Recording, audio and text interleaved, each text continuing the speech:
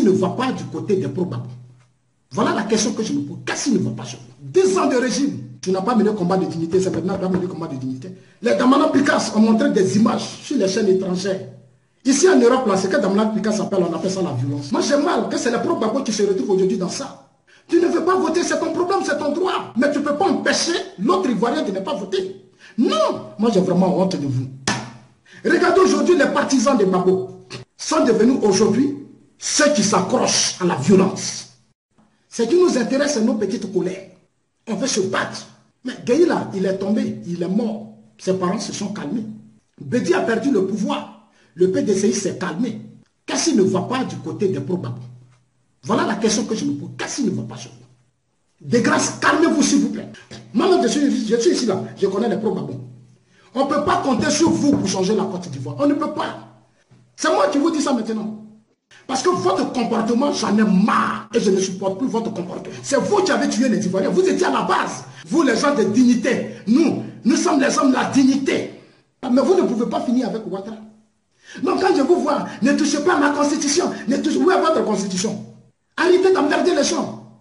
Qu'est-ce qui ne va pas chez vous? Mais comptez sur moi. Je vais rentrer en Côte d'Ivoire très bientôt. On va faire la politique sur le terrain.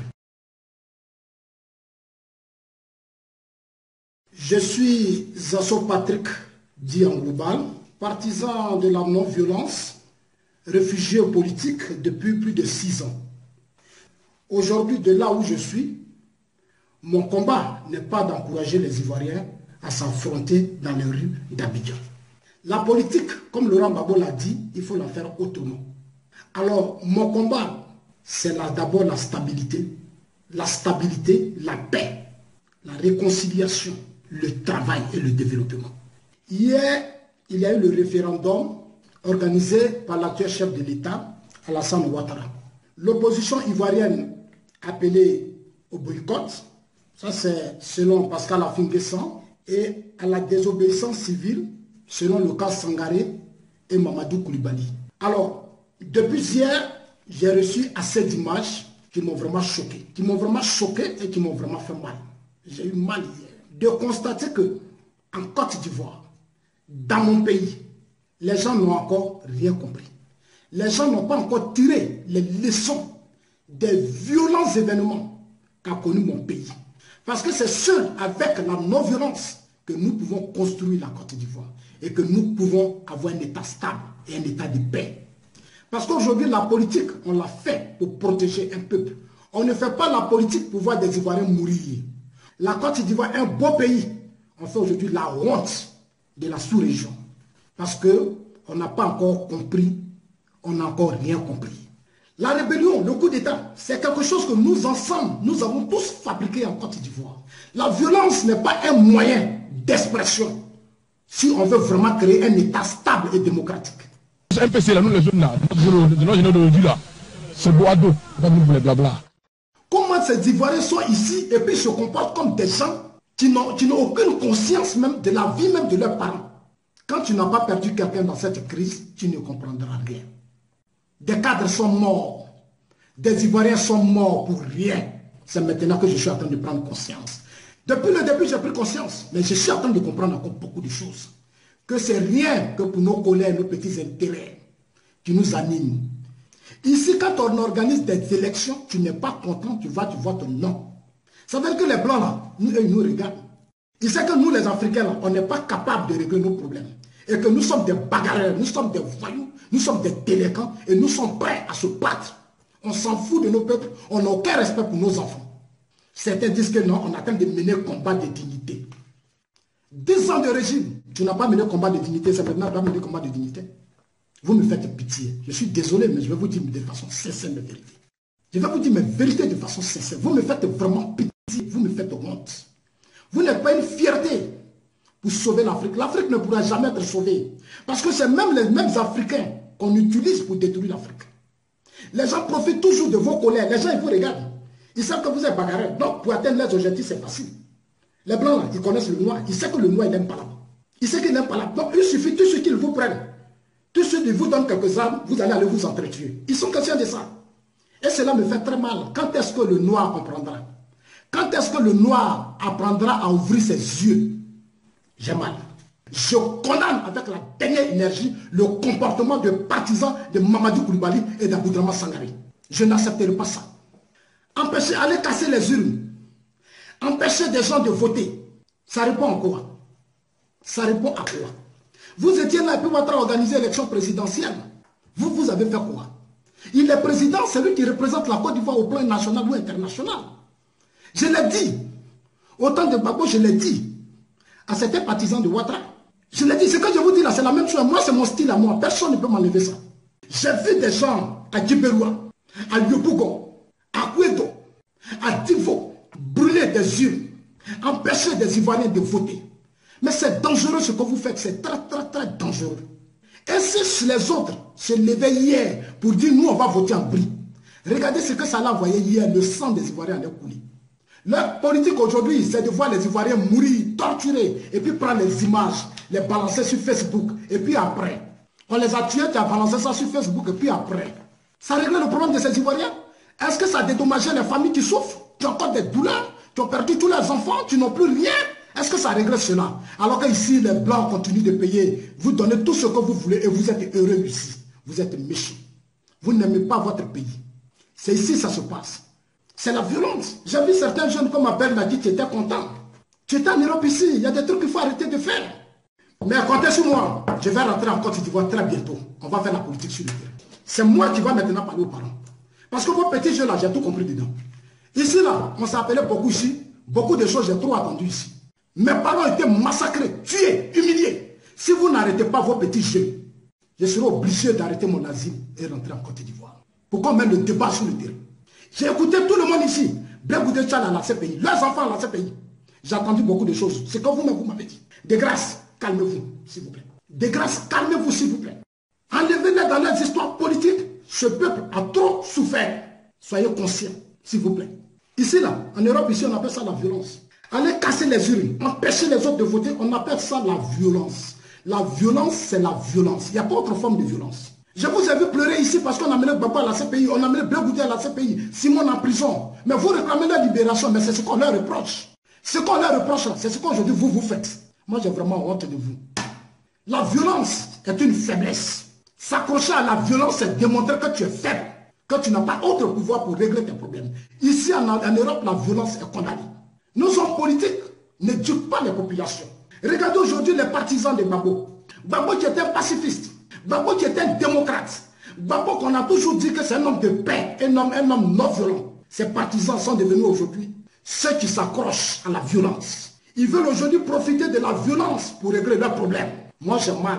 Donc vous avez trompé les Ivoiriens. Vous avez menti. En réalité, vous n'êtes pas des démocrates. La démocratie, c'est la liberté de choix. La démocratie, c'est la tolérance. La démocratie, c'est l'amour de son prochain. C'est écrit dans nos institutions. Dans notre constitution, il est écrit que nous sommes égaux. Ce que vous avez fait hier, là, ce n'est pas bon. C'est une très mauvaise image pour vous-même, les pro-Gbagbo. C'est pour ça que je voudrais saluer Pascal Affi-N'Guessan. Parce que lui, il a eu le courage de choisir la voie pacifique et dit non, je reste à la maison avec mes partisans. Il est resté à la maison. Mais c'est les gens de Sangaré et autres. Mes chers amis, ce que vous ne savez pas, Sangaré n'était pas en prison sous Ouattara. Moi, je vais vous dire ça aujourd'hui. Aujourd'hui, vous êtes tombé dans le jeu de Ouattara. Et je vais vous dire comment vous êtes tombé dans le jeu. Ouattara, là, depuis 6 ans, il démontre qu'il est fort. Et depuis que je suis en exil ici, j'ai dit à certains cas de pro-Gbagbo, je les ai appelés. J'ai dit, mais Ouattara, il est trop fort, il est trop intelligent. Vous voyez comment il arrive. Ça dit, sous lui, vous ne vous entendez même pas, vous êtes divisés. Mais la désobéissance civile, là, je vous l'ai dit tout à l'heure, c'est la non-violence. Tu restes chez toi, ton voisin peut aller voter. C'est la non-violence. Mais vous, hier, comme vous n'avez pas compris la désobéissance civile, il ne vous a pas expliqué parce qu'il vous connaît. Il sait comme si vous explique là, vous allez rester à la maison. Donc, il n'a pas eu le temps. Il a dit non, il faut dire ce mot-là comme ça. Mais hier, je vous ai vu, j'étais vraiment déçu. Quand tu combats quelqu'un, il faut le connaître. Moi-même, je suis ici là, je connais les pro-Gbagbo. On ne peut pas compter sur vous pour changer la Côte d'Ivoire. On ne peut pas. En 10 ans, si vous avez perdu le pouvoir, vous n'avez pas réussi à dégager la Côte d'Ivoire d'une rébellion, ça parce qu'en réalité, vous ne connaissez rien. C'est moi qui vous dis ça maintenant. C'est moi qui ai soutenu Gbagbo au deuxième tour, c'est moi. C'est moi qui vais vous parler maintenant. Parce que votre comportement, j'en ai marre et je ne supporte plus votre comportement. Ce qui vous intéresse, c'est le pouvoir, c'est l'amour du pouvoir. Mais pouvoir là, vous avez pendant 10 ans, vous avez fait quoi? Vous avez fait quoi de ce pouvoir? C'est parce que vous n'avez rien fait que les Ivoiriens ont été tués. C'est vous qui avez tué les Ivoiriens. Vous étiez à la base. Vous avez la police, la gendarmerie, tous les moyens de l'État. Vous avez fait quoi? Vous n'avez pas protégé les Ivoiriens. Aujourd'hui, Gbagbo à la CPI, depuis 10 ans, vous n'êtes même pas capable, depuis 6 ans, vous n'êtes même pas capable de l'aider à bénéficier de la liberté provisoire. Tout ce que vous faites, c'est vos petits colères. Beaucoup de pro-Gbagbo qui sont en Europe ici, là, ils ont eu l'asile sous Gbagbo. Quand Gbagbo était président, c'est comme ça qu'ils sont devenus demander asile ici. Mais je vais leur dire maintenant, beaucoup qui se disent pro-Gbagbo qui sont sur les réseaux sociaux qui bavardent. Quand Gbagbo était au pouvoir, ils disent qu'ils étaient des partisans de Ouattara. Et ils sont venus demander l'asile ici. Vous, les gens de dignité, nous sommes les hommes de la dignité. La dignité. Mamadou Vulgalvé est devenu maintenant aujourd'hui votre chouchou. Chers amis, Laurent Gbagbo est à la CPI parce qu'il a été trahi par ses propres proches. Comme vous ne savez pas ça. Secondo, ses proches disent qu'il n'écoutait personne. C'est Mamadou Koulibaly qui l'a dit. Je le lis, je l'ai lu. Pour que vous compreniez tout ça. Parce que depuis un certain temps, vous ne vous contrôlez plus. Parce que pour vous là, vous voulez finir avec Ouattara, mais vous ne pouvez pas finir avec Ouattara. D'abord, ça a toujours battu pour dire que lui là, il est un enfant des urnes. Pourquoi vous, ce que vous avez reproché hier à Nicolas Sarkozy, ce que vous avez reproché hier à Soro Diom, c'est ce que vous faites aujourd'hui. Pourquoi? Donc quand je vous vois, ne touchez pas à ma constitution, ne touchez, où est votre constitution? Sous le FPI, là, vous avez pris le pouvoir en 2000, là, vous avez mis votre constitution en place. Alors arrêtez de distraire les gens. Arrêtez d'emmerder les gens. Qu'est-ce qui ne va pas chez vous? Pendant qu'on tuait les Ivoiriens, vous avez tous fui. Aujourd'hui, vous êtes devenus les braves. Ce que vous avez fait hier, là, je condamne ça et je continuerai de condamner et dénoncer votre attitude. Gbagbo ne peut pas être à la CPI. Blé Goudé ne peut pas être à la CPI. Et puis vous allez vous comporter comme ça. Non. Le monde entier voulait voir un partisan de Gbagbo, des démocrates. C'est ce que le monde entier rêve de vous. Nous, on est ici. On discute avec les gens. Même tous les pro-Gbagbo, tous ceux qui sont en Europe, les Patrice Couté, tout cela, demandez-les. Mais moi, j'ai mal parce que quand ils sont avec vous, ils ne vous disent pas de vérité. Ce que vous ne savez pas. Quand tu veux engager quelque chose, il faut aller au bout. En 99, sur Bédier, les cadres du RDR ont été arrêtés. Mais le RDR et ses militants se sont battus. Ils n'ont pas reculé. Vous là, hier, vous avez déchiré les feuilles, vous avez disparu. Aujourd'hui, Abidjan est tranquille. C'est ça, on appelle combat. Vous aidez l'adversaire à mieux s'organiser. Parce que vous n'avez pas de pression. Vous venez jouer, vous venez essayer, et puis vous disparaissez. C'est-à-dire, c'est comme des enfants, ils viennent taper pour puisse se cacher auprès de sa maman. C'est comme ça que vous comportez. Aucun taux de participation n'a invalidé une élection en Afrique. Pour vous dire que apprenez à faire la politique. Laissez les petits trucs qui ne vont pas vous servir. Ouattara dit met en place une constitution. C'est parce que Ouattara est au pouvoir qu'il veut modifier la constitution. C'est vrai, j'ai mal. Et quand la Bible dit mon peuple souffre par manque de connaissances, c'est maintenant que je comprends beaucoup. Et ce que je vous dis, je le dis aussi au pro-Ouattara. Il a fallu regarder la fois dernière à Bouaké. Il a fallu que le peuple se soulève. Pour que Ouattara se rappelle qu'on augmentait les prix de l'électricité. Il a fallu qu'on crée des désordres. Après, on va prendre une armée pour aller traumatiser nos parents de Bouaké. Vous avez là une opportunité pour démontrer à Ouattara que dans les urnes, vous pouvez battre Ouattara. On ne vote pas, on reste à la maison. Mais vous restez à la maison et c'est vous qui parlez de taux de participation. Toi, tu n'as pas voté, tu parles de taux de participation. Toi, tu n'as pas de taux de participation. Non, moi je trouve ça un peu, je trouve pas ça responsable. Le taux de participation à 5%, à 6%, mais on s'en fout de ça. Nous, on s'en fout de ça, ça ne nous intéresse pas. Qu'est-ce qui a remporté? Si c'est le oui qui l'a emporté, alors le référendum, on est dans la 3e République. Si le oui l'a emporté, c'est tout le reste là, c'est de faux débats. C'est de faux débats. C'est pour ça qu'en politique, il ne faut jamais faire toujours le jeu de l'adversaire. Ici en Europe, ici là, quand tu n'es pas d'accord, tu ne votes pas. Vous êtes resté à la maison. Mais en restant à la maison, vous avez contribué à la victoire de Ouattara. Et comment il est intelligent, il est tellement intelligent, il a organisé le référendum le 30. Et ce même 30, il a invité le Premier ministre français, Manuel Valls. En invitant le Premier ministre français, tous les caméras du monde entier sont braquées sur la Côte d'Ivoire. Mais je trouve que ça a été un échec pour vous. Vous avez échoué parce que l'adversaire vous a eu. Il vous a piégé et vous êtes tombé dans le piège. Et vous levez. Vous partez déchirer les choses, vous les cassez, vous descendez dans les rues, vous êtes fâchés. Maîtrisez vos colères, on ne peut pas être toujours coloré durant toute une vie. Maîtrisez-vous, comportez-vous comme des hommes, comme des responsables. Mais toujours c'est à Yopougon, c'est à Gagnoua, c'est à Divo, j'ai mal. Souvent même ils ont trouvé maintenant leur coin. C'est place, c'est bien à Yopougon, parce que là-bas se trouvent les Atiers, les Bétés, les Yakouba, les Guérés. Comme nos parents sont désespérés, ils ont encore la colère en eux. Donc qu'est-ce qu'il faut faire? Il faut toujours aller là-bas. C'est là-bas. Allons-y là-bas. Allons-y les soulever. Mais pourquoi ne soulevez pas les gens de Cocody? Ils profitent toujours de vos faiblesses. Parce qu'ils savent que vous voulez vous battre. Mais ils savent que vous ne pouvez pas aller au bout de vos paroles que vous cherchez. Ouattara, il vous connaît, il sait que vous n'allez pas au bout.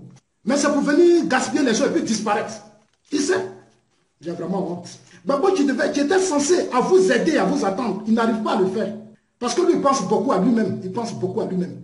Il doit être le seul leader. À part lui, là, il ne doit pas avoir de leader au FPI. Donc, si c'est pour gâter, là, lui va gâter. C'est moi qui le dis. Et le jour où je serai devant lui, je vais lui dire la même chose. 6 ans de division, c'est trop. Pendant que Gbagbo a l'aïe, c'est trop. C'était ma colère de ce matin pour vous dire, vous, votre combat là, vous voulez être tout de suite au pouvoir, tout de suite au pouvoir, vous allez enlever Ouattara pour avoir l'argent. C'est ça qui est votre pouvoir. Un combat, ça se mène dans le temps. Nous, depuis 6 ans, on est ici. On parle, on parle, on parle, on parle, on menace. Alors qu'on ne peut rien faire. C'est de la lâcheté pure et simple.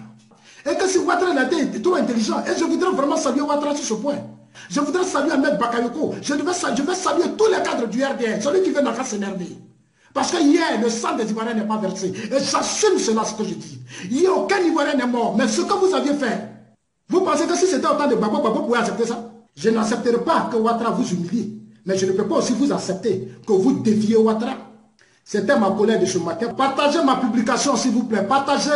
Amenez les Ivoiriens à m'écouter. Partagez, partagez, partagez, partagez. Les troupes du président élu Alassane Ouattara, rebaptisé Force républicaine. Qui est venu pour tuer. Ta mission, c'est ça. Gbagbo a affaire à nous. Et on va le descendre. Certains de ces guerriers sont des vétérans des campagnes de 2002. Tu dis quoi? Plus question de discuter avec Laurent Gbagbo. Il n'y a aucune négociation avec M. Laurent Gbagbo. M. Laurent Gbagbo n'existe plus. M. Laurent Gbagbo est enfermé dans sa cave. Oui. Attends, je suis un peu occupé là, mais... Il devra faire oublier qu'il doit sa victoire à la France et à ses armes. Selon nos informations, le RDR veut acheter les bulletins orange, c'est-à-dire le non, au sortir des urnes à 5 000 francs CFA.